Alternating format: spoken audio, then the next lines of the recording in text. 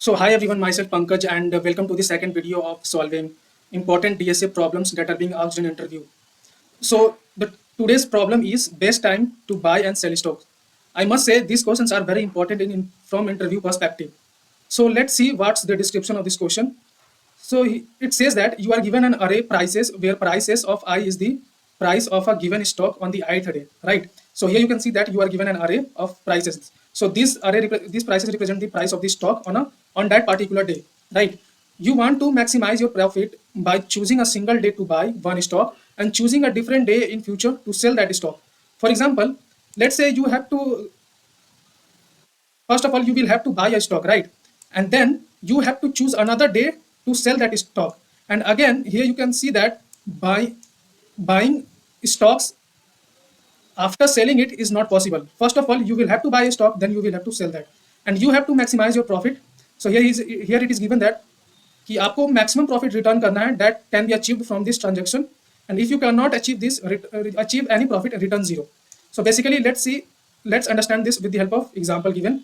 So here it is the array of the prices of the stocks, and again the output is 5. So what's happening here is that you can say that buy on day 2. So you bought on it, you buy stocks at price 1 and sell on day 5. So day 5 is 6 here. So 6 minus 1 is 5. So you are getting a maximum profit of 5. Here you must have seen that we did not buy at price 7 because price 7 is greater than price 1. So why we will buy at higher price? So this is the basic fundamental of stock market: buy at low and sell at high. So again at second example, here you can see that there in this case no transactions are done and the maximum profit is zero. Why is this happening? Because if you will buy at 7, you must have to sell the stock in a loss, right? And you don't want to make any losses. You only have to print the profit or either zero. And if you buy at 6, you will have to sell again on losses. If you buy at 4, again you will have to sell at loss. So in this way this is approach is working. So here there exist two approaches. The first approach is known as brute force approach, and the second one you always know that it is optimized one. So first of all, let's solve this question using brute force approach, right? So what you can do is you can fix a single index here. Let's say you buy here and you will check in the entire array that is there any element exist that is greater than this price. If yes, then you will store the profit and again you will move forward and maximize the profit according to the given condition. So let's declare some so let's declare some variable here. Int max profit is equal to, let's say you initialize this variable with int mean. So int mean is basically the 10 to the power minus 9 minus 10 to the power minus 9. And okay, let's start the for loop first. Int I is equal to 0, I is less than prices dot size minus 1. So because you will have to run the first for loop till here, so that you can calculate the profit for the last number also, right? And again I plus plus, let's say you buy price is current price, right? uh, Prices of I. Now what you will do, you will run the another for loop and it will start with I plus 1 and go until prices dot size. So what you will do here is that you will check that if, let's say first calculate the profit is equal to, what you will do, the current, the j will be at the index where your selling price exists, right? So what you will do, you will just subtract the selling price with the buy price, right? And if this profit is greater than your max profit, then you will store your max profit as profit, right?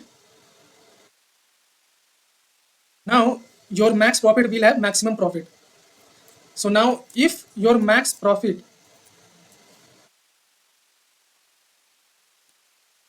is greater than 0, then what you will return? You will return simply max profit, right?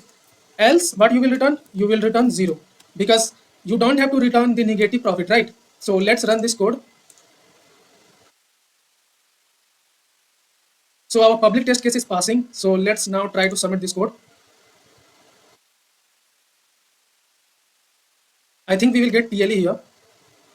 Okay, so you can see we are getting TLE here because if you see the constants here, constants goes up to 10 to the power 5, right? So O of n square is going up to 10 to the power 10, which is again not possible for our compiler to execute in uh, given time constants, right? So its time complexity is O of n square. So this was the brute force approach. Now let's see the optimized approach here.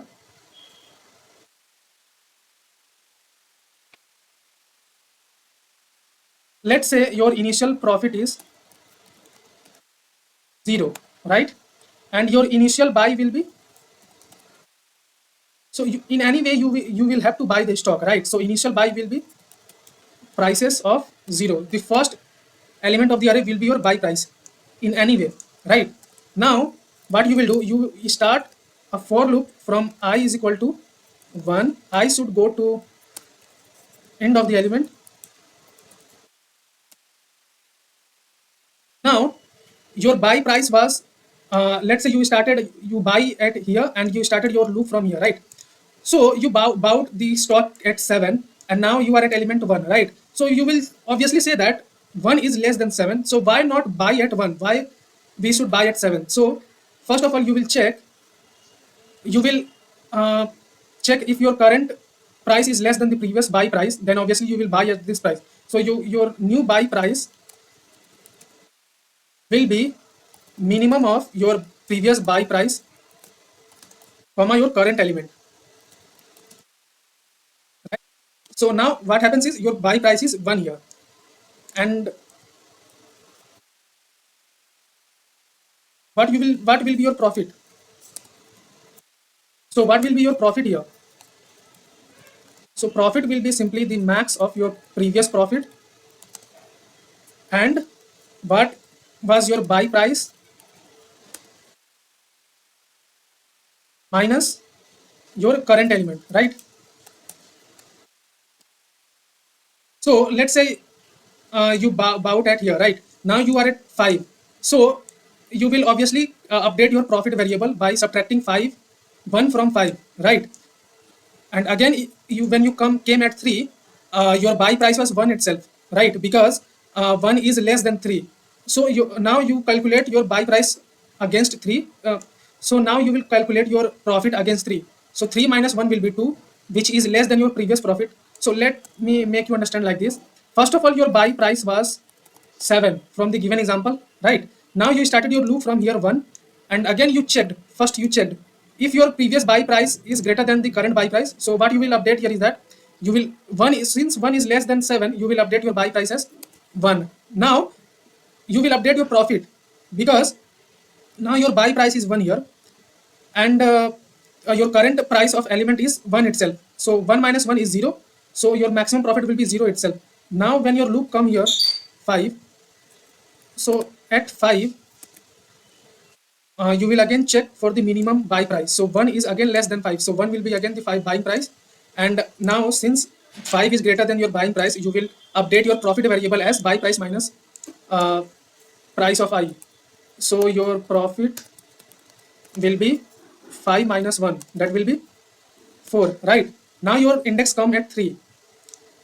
At this index, again your price is greater than the previous price, so you will not update this buy price, only you will update the profit. So profit is 3 minus 1, that is 2, and that is not greater than the previous profit. So your profit 4 will remain same. Again your the value comes 6 here, so again the buy price is lesser than this current value, so you will only have to update the profit variable here. So now the profit will be 6 minus 1, that is 5, right? So in this way this code is working, and the time complexity of this code is only O of n, which is better than the previous solution. So basically you will have to return the profit here. Now let's run this code. Okay, so here we are getting wrong answer for our first test case, right?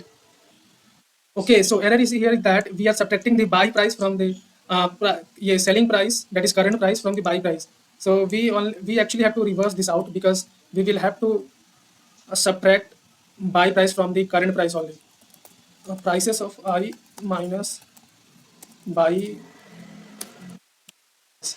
So again, let's run this code. So here you can see that our public test case is passing. Now let's try to submit this code. So here you can see that our solution get accepted, and it's the time complexity of this code is obviously O of n, because we are using one for loop, and the space complexity is O of 1 because we haven't used any data structure for storing the variables. So this was the question for today, and there are a lot of more questions based on best time to buy and sell stocks. So we will discuss that questions in the next video. Till then, thank you and have a nice day.